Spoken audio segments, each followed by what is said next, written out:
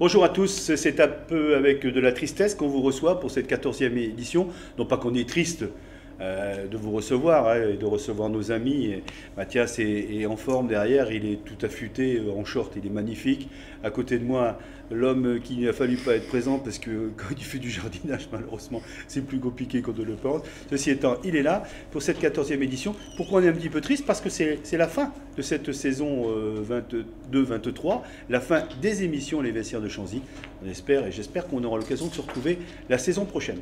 Pour recevoir nos invités, vous avez vu, je ne me suis pas déguisé, mais j'ai mis un maillot qui va faire honneur à nos invités. Et mon ami Hugo, quel est le sommaire rapidement, avant d'offrir à nos gens, puisqu'il est 18 h, à ceux qui nous suivent, la composition de l'équipe. Et le sommaire, Didier, très rapidement, on va commencer directement avec la composition des équipes pour ce match capital, une finale pour le maintien du SA15 face au Stade Montois sur la pelouse de Chanzy. Et puis ensuite, on ira voir nos invités, nos deux invités, c'est les frères Botica qui nous font le plaisir d'être avec nous ce soir. Et puis un petit recap et les highlights de la saison du SA15. Ensuite, les statistiques de cette saison, l'agenda et le classement de cette Pro D2, l'agenda de l'association et ensuite quelques brefs du SA15 et un invité de marque puisque c'est Antoine Roger qui viendra donner le mot de la fin de cette émission. Conclure cette saison 22-23 des Vestiaires de Chanzy. Voilà, on est prêt, on est en forme et on va essayer de vous faire vivre cette soirée comme il se doit, avec un petit soleil qui est un petit peu voilé. Mais bon, vous êtes avec nous et surtout ce qui est important, c'est déjà de se projeter sur demain soir, puisque demain soir, Hugo, c'est quand même un moment que l'on attend avec impatience et un moment qui, j'espère, va nous remplir de plaisir. On l'espère avec ce match capital face au Stade Montois et on commence directement avec la composition des équipes, la composition du SA15 qui va apparaître sur votre écran avec la première ligne qui sera composée avec le numéro 1, Rachik Vartan, le numéro 2, Pachi Bidar, le numéro 3, Yacine Boutemani. Costaud. La seconde ligne, un petit changement par rapport à celle qu'on avait l'habitude de voir ces derniers matchs à Chanzy, c'est toujours le numéro 5, Sikeli Nabou, infatigable et qui sera associé à lui aussi un ancien Irlandais, Robin Copland. A noter que Boukeboum est blessé. La troisième ligne, c'est Matt Vaille, qui aura le numéro 8, Germain Burgot, le numéro 7, et le capitaine avec son numéro 6, Gauthier Gibouin. Pour la charnière, c'est le retour en numéro 9 de Manu Sobus et qui sera associé à Ben Botica. La paire de centre, Iñaki Ayarza portera le numéro 12 et le numéro 13 sera Lédois Mo. Et le triangle de derrière, on le connaît bien, le numéro 11, Marvin Lestremo, meilleur marqueur de cette équipe, Maxime Laforgue, le numéro 14 et le numéro 15, Pierre Lafitte. Pour les remplaçants, ils vont s'afficher de suite le numéro 16, Oléa Vei, le numéro 17, Omar Odishvili, le numéro 18, Yann Kitwanga, 19, Yacine Jarmouni, numéro 20, Adrien Beau, numéro 21, Mathieu Hulgade qui fait son retour après sa petite blessure, le numéro 22, Rémi Brossé et le numéro 3, petit changement, ce ne sera pas Michael Kumbirai mais Shota Gogisvanidze. Voilà, pour ce qui est de la composition d'équipe, c'était une primeur qu'on voulait vous offrir. Il est 18 h, vous avez déjà la possibilité d'ancrer cette composition dans votre mémoire et d'être présent bien évidemment demain soir. D'ailleurs, un petit point billetterie là, c'est full. Ah, ça commence à être bien rempli full ce stade. FU2L ou full avec FU-LES? Les deux. Ce match face au Stade Montois vendredi à 19 h 30. Vous pouvez prendre vos places dès à présent sur la billetterie en ligne. Dépêchez-vous, il reste encore quelques places en tribune et des places en pesage. On espère vous accueillir nombreux et pourquoi pas battre le record d'affluence de cette saison. Et même si on peut battre le record d'affluence de la saison dernière face à Valence Roman, on en sera très heureux. Donc on vous attend très nombreux venir pousser notre équipe pour ce match très important. Il n'y aura pas comme pour Biarritz normalement de pluie. Parce que contre Biarritz, on avait été bien arrosé, il ne devrait pas y avoir de pluie. Et donc, on devrait avoir un temps sympa, une ambiance sympa. Et on verra dans les brèves que vous êtes invités à venir de bonne heure. Mais on ne va pas vendre la peau de l'ours avant la fin de cette émission. On vous laisse un petit peu dans les teasing. You speak English very well, on the full, on the teasing. On arrive vraiment à bien parler. Et surtout, il le fallait, puisque nos invités qui sont là, regardez, ils sont beaux, ils sont magnifiques, même casquette, même tenue. Et voilà, ce sont nos invités. Nos deux demi d'ouverture, puisqu'en plus d'être frères, ils jouent le même poste. Jacob et Ben Botica nous font le plaisir d'être avec nous. On va commencer avec le CV de l'invité, Didier. Ah oui. Messieurs, c'est des petites questions qu'on va vous poser, donc on va la poser, puis chacun à votre tour, vous allez y répondre. Alors, Nom et prénom. Nom, Botica, Jacob. Nom et prénom. Botica, Benjamin. Benjamin. Oui, il y a Benjamin. Il y a d'autres prénoms après, hein? Non, Non, que Benjamin? non, juste Benjamin. Benjamin. Donc, voilà. Votre âge, messieurs, pour qu'on sache qui est le plus grand, qui est le plus petit. 30 ans. 30 ans, je sais. 33. Ah, c'est donc Benjamin qui est. Le lieu de naissance? Allez, Pardon? le lieu de naissance. Moi, je suis né en Angleterre, mais En Angleterre. j'avais les deux. D'accord. Mon père était, notre père était en Angleterre, mais j'ai les deux nationalités. Auckland. À Auckland, tu es né à Auckland. Auckland. À noter, là, tu viens de faire une parenthèse sur le papa. Le papa, il a porté ce maillot. Ouais. Si. Hein, il a porté en 13, je crois, et en 15, c'est ça? Oui, les deux. Les Ouais, deux. Le 2 et le 7 aussi. Et le 7 aussi. Ouais, oui. Et il a fait une belle carrière aussi du côté de Biarritz. Mhm. Hein.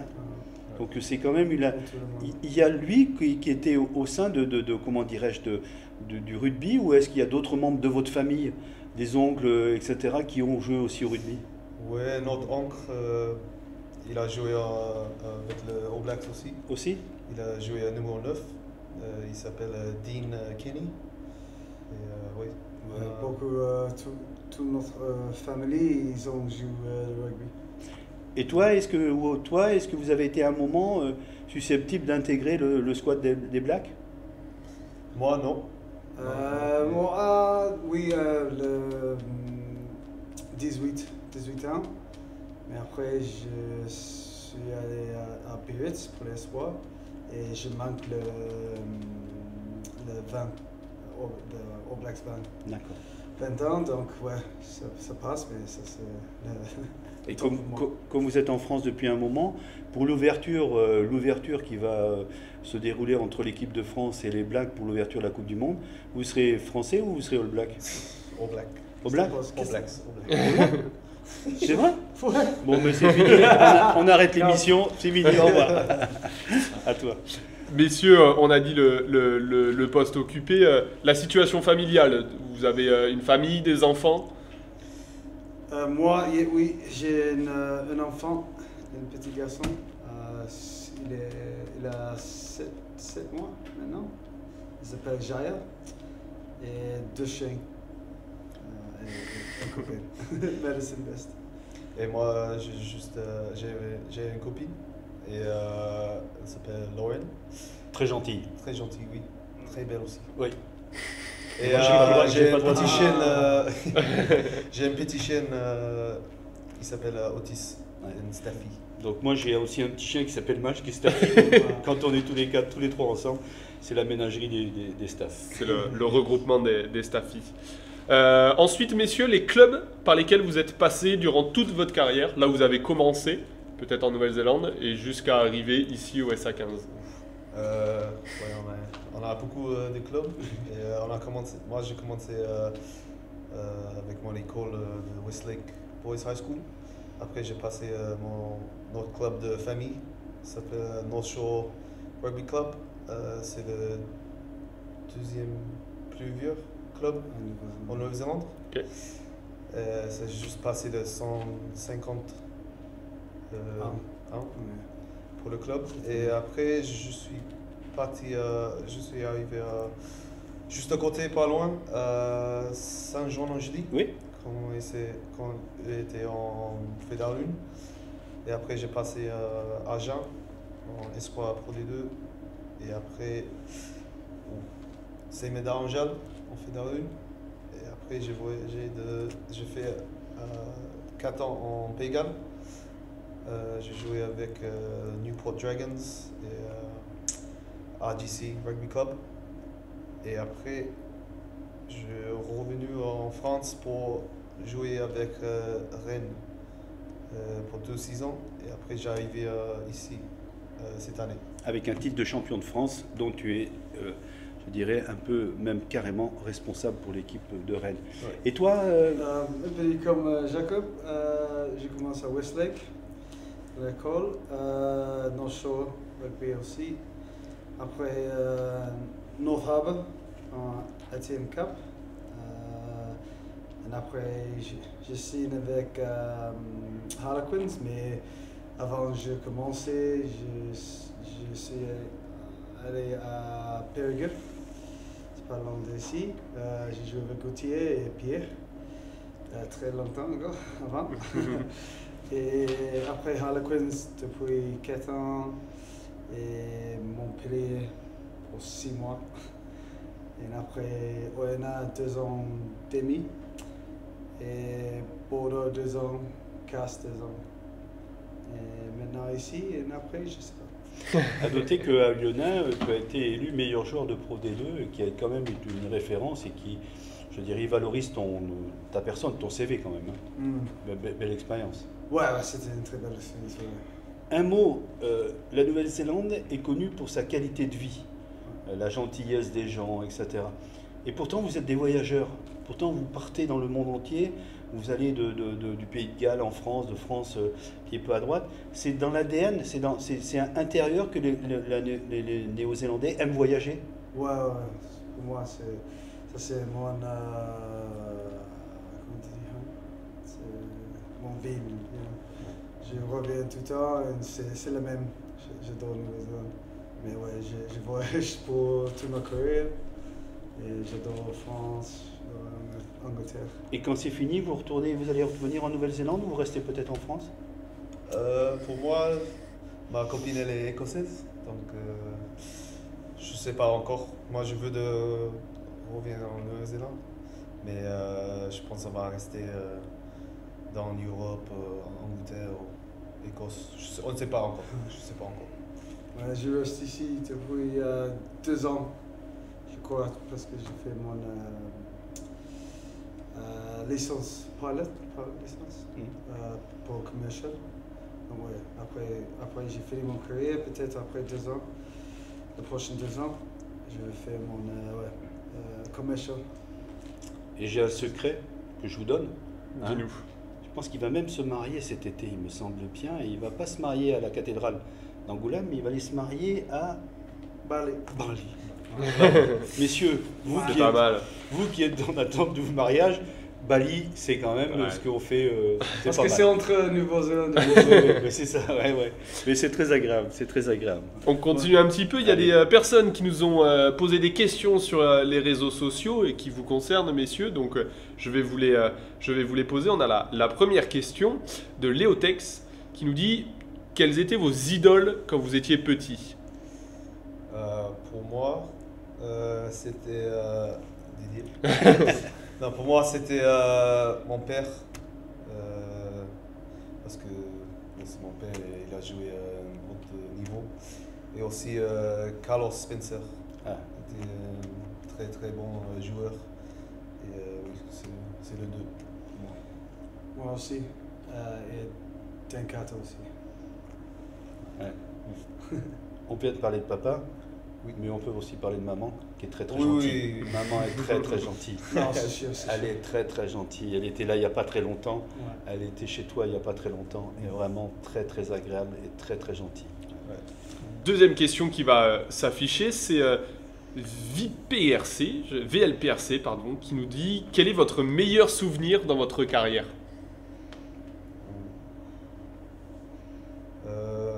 Tu le match, je gagne. C'était bien. Non, j'ai 3. En Pays de Galles, on a gagné une finale de Welsh Premiership Cup. On a joué dans le stadium de Principality et on a gagné le final là-bas.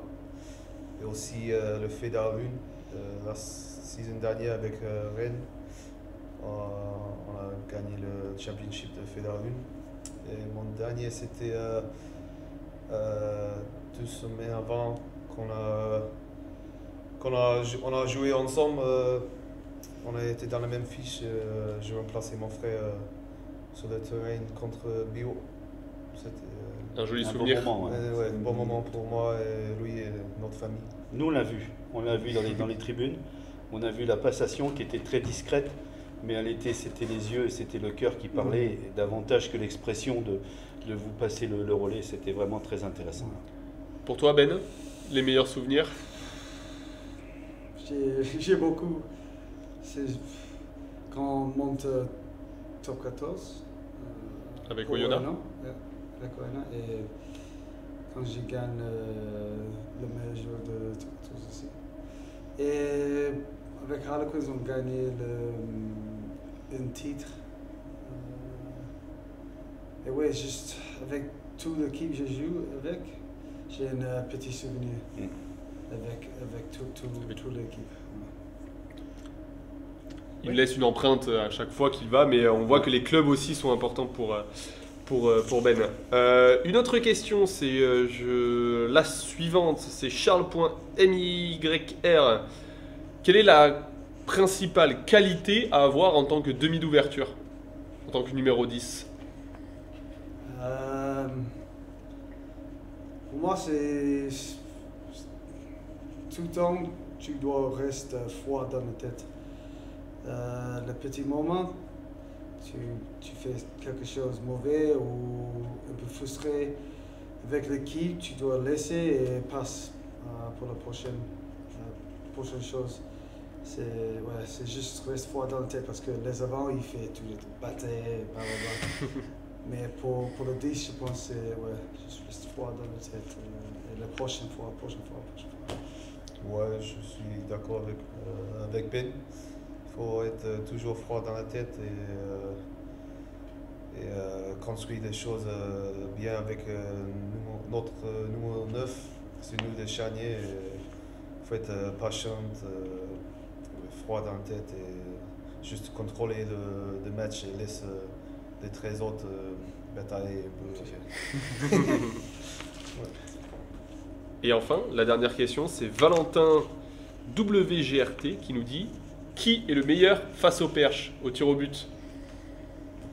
Non, on a... Pareil. Quand nous on était petits, on a... À chaque fois qu'on bute ensemble, c'est toujours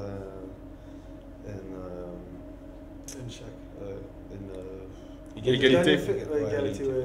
La dernière fois, j'ai gagné. J'ai une dernière question de Lantiro qui dit je m'en vais à Colomiers pour que vous puissiez jouer deuxième ligne. C'est possible? Non, pas comprendre? Si. Jans, il ouais, s'en non, va pour que toi tu puisses jouer numéro 4 ou numéro 5. Non? Non.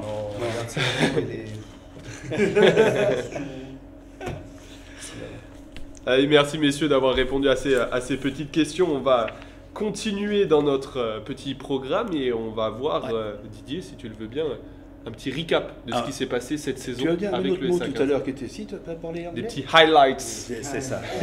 On va revenir sur la saison, c'est important, c'est la dernière, vous le savez. La saison ne se termine pas demain, puisqu'il y aura encore un match la semaine prochaine à Oyonnax, dont on vient de parler.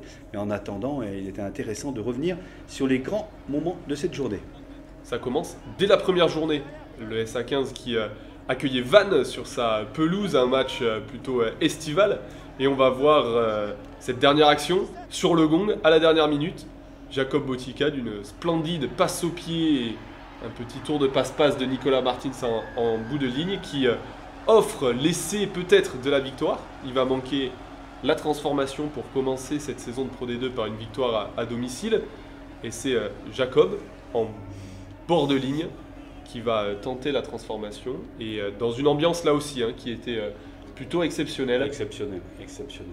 Il va y avoir un premier silence sur la prise d'élan. Et puis la délivrance de tout un stade qui, après cette transformation, on va le voir dans les tribunes. Ce stade qui va entrer en ébullition et qui va donner la première victoire de la saison pour le SA15. Ensuite, c'est la journée 5 et ce match face à Béziers avec la 100e de Pierre Lafitte et un essai un petit peu sorti de nulle part. Ouais, sorti de nulle part, comme Pierre sait faire. Et vas-y, je te reviens à l'intérieur, crochet intérieur, un petit raffut, il va sur le numéro 10, il reprend à l'intérieur et puis là, il reste 10 mètres à faire et c'est parfait. Avec une joie de ses partenaires et aussi du stade. Ensuite, on va à la 10e journée, là aussi une réception. La réception d'un des gros du championnat qui s'annonçait à Jeun un jeudi soir devant les caméras de Canal+.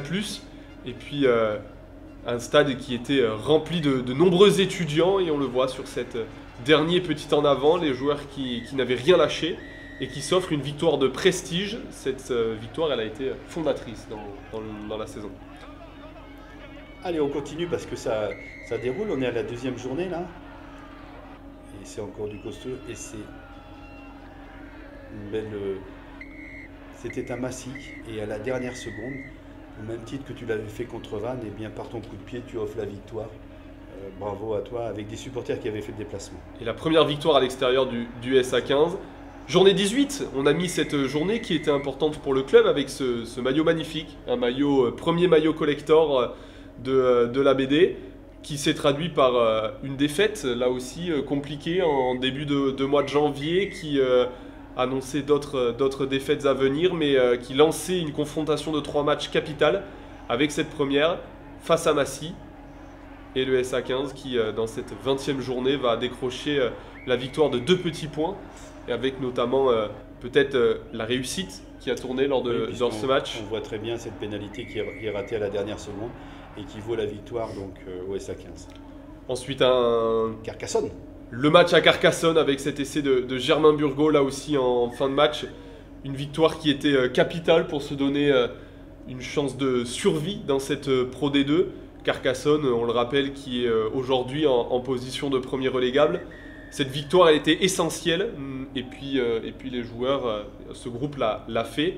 Et puis ensuite, on passe à la journée suivante, 22e journée, et puis là, on va laisser parler les images. Montauban qui mène et qui, la dernière seconde, on peut dire hein, quand même. Hein. Mathieu Hugal qui passe un drop. Et voilà, là aussi, la joie de tout le monde. Parce qu'on a vécu cette année, alors je vous laisse dérouler parce que ça aussi, c'est magnifique. Voilà. Journée 26, la réception de Provence, le SA15 qui avait changé de dynamique, et là cet essai splendide, hein. On l'a revu déjà lors de précédentes émissions, mais cet essai de Marvin Lestromo qui délivre le stade et qui fait eh bien, inspirer journée après journée un petit peu plus au maintien. Et puis là c'était la semaine, il y a 2 semaines maintenant. Oui, puisque la semaine dernière on était au repos, il y a 2 semaines. Et là tout le monde vient, on pousse à 14. Même Ben vient, Ayarza se met en position 3e ligne, Pierre Lafitte qui arrive du fond du terrain et c'est finalement un essai marqué par Pachi Billard. Voilà, c'était le retour sur la saison. Merci pour ce montage, merci pour ces moments. Il faut dire que cette année, pour les spectateurs et les supporters que nous sommes, il y a eu des fins de match qui étaient difficiles à vivre au niveau du cœur. C'est pour le cœur. Pour le cœur, c'était... Le match très proche. Très proche. Mais c'est comme ça. Oui, quand on est dans cette philosophie de match, à la dernière seconde, transformation, à Massy, contre Vannes, etc., on a l'impression que rien ne peut nous arriver et que le maintien se met en place. C'est votre sentiment aussi? C'est ce que vous pensez? Oui, le maintien est là pour nous. Demain soir, on va jusqu'au bout. On a tous les trucs en place pour gagner. On a travaillé bien cette semaine. Et ouais, demain soir, on va maintenir. Ça, je crois. Je crois dans notre équipe. Ben là, nous, on ne va pas te contrarier, on est bien d'accord. On est d'accord? Exactement, et puis surtout, l'image de cette saison, c'est aussi le SA15 qui est capable sur tous les terrains et face à toutes les équipes d'accrocher un résultat avec notamment 7 bonus défensifs, qui est le 3e meilleur total des équipes de cette Pro D2. Et on va voir aussi les statistiques un petit peu de cette saison. On en a choisi 3 qui reflètent un petit peu où se situe le SA15. 2 joueurs qu'on a souhaité mettre en avant, et ces statistiques elles vont apparaître. Sikeli Nabou notamment, seconde ligne, qui est affiché comme meilleur gratteur de cette Pro D2. Ensuite la défense qui aura été un élément important pour le club pour tenter de se maintenir avec cette 9e place sur 16 équipes. Et puis ensuite Yacine Jarmouni qui est le joueur qui réalise le plus de offload dans cette Pro D2 et qui a la première position dans ce classement. Avant de continuer, on vous rappelle la composition d'équipe qui sera la composition d'équipe du match de demain soir. En numéro 1, vous aurez Vartan, en 2, vous aurez Bidar et en 3, Boutmani. La seconde ligne sera composée de Copeland et de Sikeli Nabou. En 3e ligne, on va retrouver Burgot, Germain Burgot, Matt Vaille et bien sûr Gauthier Gibois, le capitaine. À la mêlée, le retour de Sobus, à l'ouverture Benjamin Botica. En 12, Ayarza, en 13, les Doigts Mao. En numéro 11, l'Estremo, en 15, Lafitte et en 14, Laforgue. Les remplaçants seront Avi, Odishvili, Kimwanga, Jarmoni, Beau, Ulgade, Brossé et Gogivanidze. Je l'ai bien dit et j'ai réussi. Pas mal, voilà, mal. vous avez entendu la composition d'équipe, j'espère qu'elle vous satisfait. Bien évidemment, il a fallu faire des choix. Demain soir, on aura peut-être l'occasion de voir pour la dernière fois Mathieu Hulgade sur le carré vert de Chanzy, puisqu'il tire sa révérence à la fin de cette saison 22-23. Peut-être que dans les tribunes, si vous l'applaudissez, puis si vous lui demandez de rester, peut-être qu'il ira voir Antoine Roger pour signer un nouveau contrat. Ça, c'est notre rêve, mais ça ne sera peut-être pas la réalité. Et donc, il a fallu faire un choix. Et malheureusement, notre ami Jacob sera dans les tribunes avec nous, mais il va vibrer, bien évidemment, pour cette équipe. Il y a aussi l'assaut. On va parler un petit peu des résultats des jeunes avec le classement des espoirs. Là aussi, nos jeunes qui ont fait le travail dans les semaines précédentes, qui ont presque assuré définitivement le maintien dans cette poule élite avec cette 9e place et 24 points. Et puis des prochains rendez-vous qui vont s'afficher avec notamment le match à venir face à Brive le 30 avril à 13h30. Et puis ce prochain match à domicile qui aura lieu face à une équipe prestigieuse du Stade Toulousain. Et c'est aussi les Crabos et les Almerceries qui joueront respectivement contre le Stade Otard Pyrénées et l'US Colomiers. Oui, à noter que les espoirs ont trouvé leur public puisqu'il y avait énormément de monde le week-end dernier au Stade des Rochers pour justement supporter ces espoirs. Et on pense que vous serez encore plus nombreux aux alentours du 14 mai, ça doit être ça, pour la venue, oui, il me semble que ça doit être ça, 14 mai, pour la venue du Stade Toulousain. Il y a un beau stade, c'est champêtre et on espère que vous serez nombreux. Quelques petites précisions sur le programme demain de notre équipe qui joue le coup d'envoi, on le rappelle, 19h30, mais on vous donne tous rendez-vous pour cet agenda de la Pro D2 avec ce match qui commence dès ce soir contre Agen face à Nevers. Vannes recevra Colomiers, Provence recevra Aurillac. Le Stade Montois se déplace donc sur la pelouse de Chanzy face au SA15. Rouen accueillera Béziers. Cette finale aussi pour le maintien entre Montauban et Carcassonne face à un Sapiac qui affiche d'ores et déjà guichet fermé. Massy qui accueillera le leader de cette Pro D2 Oyonnax et Biarritz qui recevra Grenoble. À noter que je ne sais pas si on va voir le classement. Je regarde Mathias. Est-ce qu'on a voilà, à noter qu'entre le 2e Grenoble et le 6e, il n'y a que 3 points d'écart, ce qui veut dire que les équipes qui veulent aller chercher cette 2e place permettant d'avoir une demi-finale à domicile eh bien, vont s'employer ce week-end. Et on voit que Mont-de-Marsan eh bien, a la possibilité d'aller chercher cette 2e place.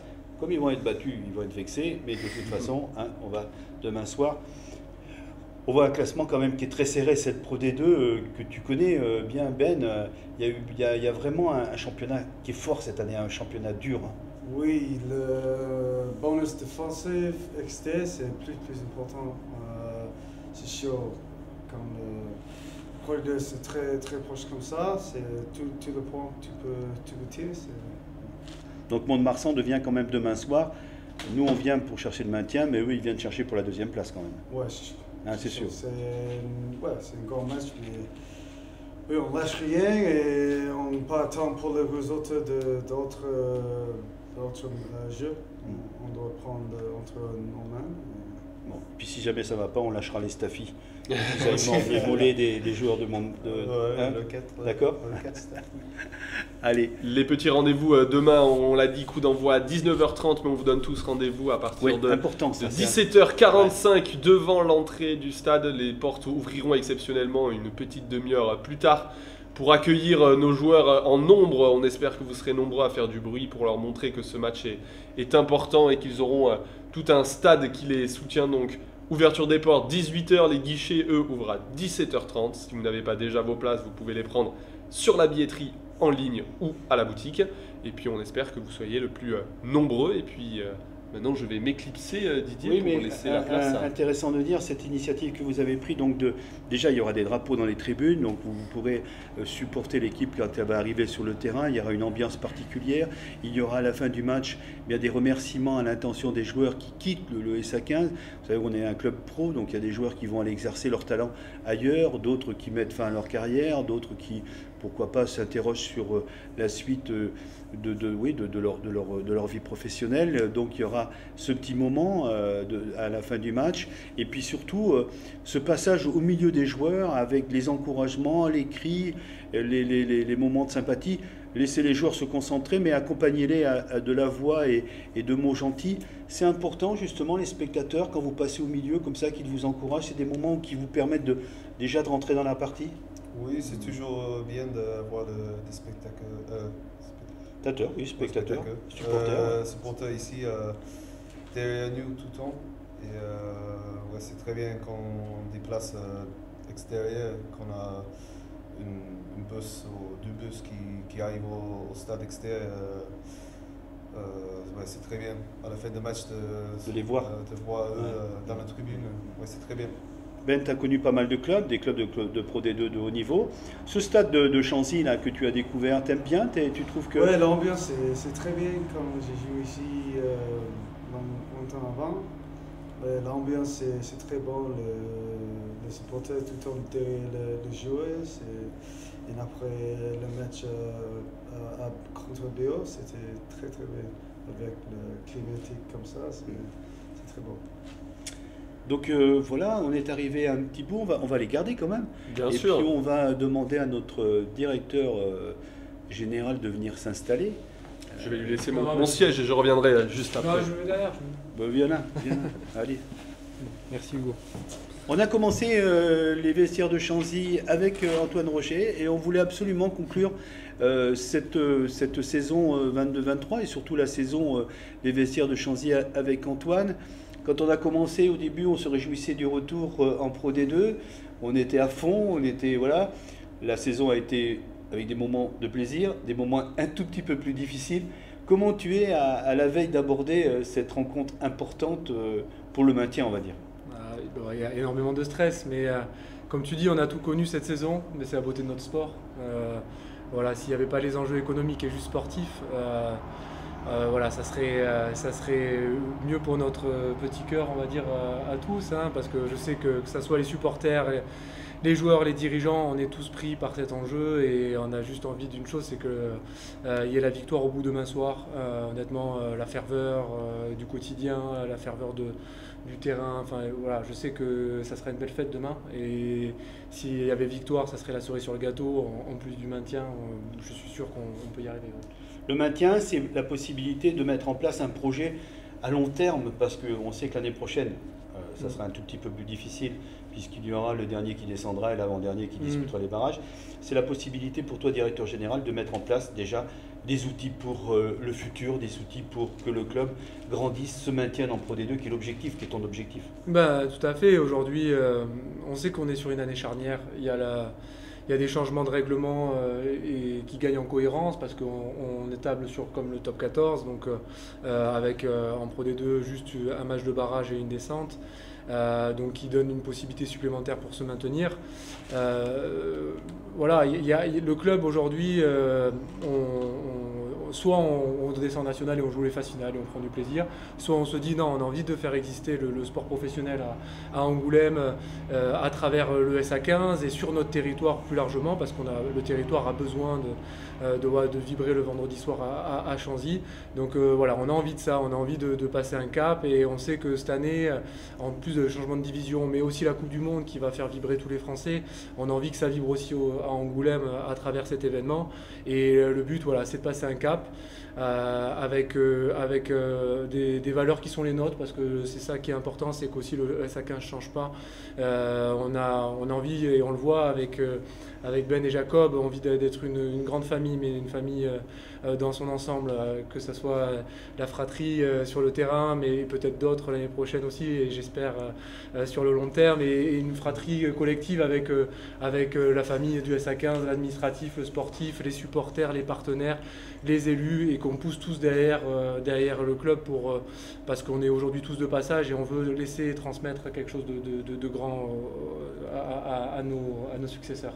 Donc, ça sera le mot de la fin, on peut quand même vous féliciter, je parle de l'ensemble du club et tout, vous féliciter parce qu'une descente en national, c'était un gros coup. Une remontée immédiate, c'est pas exceptionnel, mais c'est rare. Et puis cette année, on vous donnait moribond, à savoir Massy et le SA15 descente de nouveau en national. On est quand même à la porte d'un maintien, parce qu'il faut quand même reconnaître, ça se jouera bien sûr face à Mont-de-Marsan, et c'est important, tu as raison, pour le prestige de gagner Mont-de-Marsan, mais on sera aussi l'oreille, comme disait Vincent Etcheto sur le transistor, puisqu'il ne savait pas que le transistor ça n'existait plus, mais on sera quand même un peu dépendant de Montauban. Rester en Pro D2, ça serait encore une belle image et un beau panneau à rajouter ici quand même. Oui, c'est comme tu dis, c'est de plus en plus difficile aujourd'hui. Tu sais que les équipes qui descendent, et qui remontent ont la difficulté d'y rester. Et voilà, donc ça serait une de belles prouesses de l'avoir fait cette année. Maintenant, aujourd'hui, oui, on est dépendant aussi d'un autre résultat, mais je sais que les garçons ont à cœur nous, on dit c'est notre finale, mais c'est la réalité. Aujourd'hui, Mont-de-Marsan, ils viennent, c'est sûr qu'ils ont des phases finales derrière.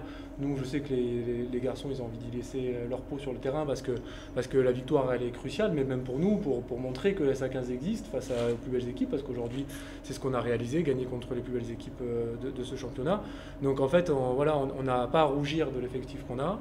Ça a mis du temps et on a connu des hauts, des bas, mais je sais que voilà, on a l'effectif pour exister. Et en renforçant un peu plus et en travaillant, parce que c'est le travail aussi qui a permis d'y arriver, de croire en nous. Parce que quand tu dis qu'on était dernier, qu'on recevait Massy, il y avait beaucoup de doutes, tout le monde nous voyait descendre.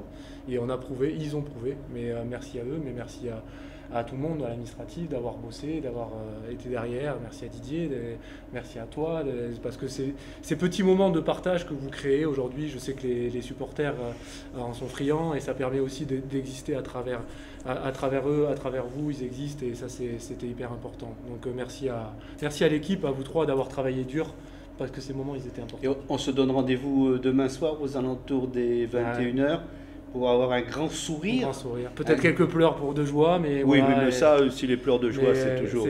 C'est la pression que j'espère qui retombera et voilà. Mais je suis convaincu que ce sera une belle fête, quoi qu'il arrive. Merci Antoine, et puis voilà le mot de la conclusion. Est-ce que mon copain Hugo va venir? Allez, je vous laisse. Moi, j'aimerais bien que. Ouais, parce que c'est vous qui avez. J'aimerais bien que Mathias fasse viens, moi je vais un plan. Derrière Messi. Mais tu te mets derrière le siège. Tu te mets derrière le siège, Mathias. Allez, viens là. Voilà. Ça se voit que c'est Voilà. Viens. Avec les sons. Non, mais là, c'est sur des jambes de footballeur, donc c'est un petit peu différent. Là, vous avez des jambes de rugbyman, mais là, vous avez. Non, on voit même pas tes jambes, bien joué. Bravo. Voilà, vous avez toute l'équipe, Mathias, qui assure la réalisation et la mise en forme de l'émission. Hugo Rive qui co-présente bien évidemment cette émission depuis un petit moment, qui était un petit peu chafouin parce qu'il était triste, il ne savait pas s'il pourrait présenter aujourd'hui, mais je lui dis ça fait rien, tu viendras quand même, et il était là aujourd'hui. Merci à vous messieurs, merci à la jeunesse, merci à vous messieurs, et pour le mot de la fin, si jamais, est-ce qu'en maori, vous pouvez nous dire au revoir? Non? Maori. Kakite. Takite? Kakite. Kakite. Donc Kakite, c'est en maori. Et c'est Jacob et Ben Botica qui vous offrent. Il rigole, mais on avait vu à Agen, c'était à Agen, pour l'anniversaire de Jacob, Ben qui nous avait gratifié d'un cas et d'un beau cadeau. C'était à Agen, c'est ça? Oui, c'était à Agen, qui nous avait mis des frissons tant c'était sympa. Voilà, messieurs, merci d'avoir fait cette émission. C'était la dernière de la saison. On a conclu avec vous. On s'en rappellera longtemps. Et puis à demain, bien évidemment. Et puis agréable soirée à vous. Et merci beaucoup. À bientôt.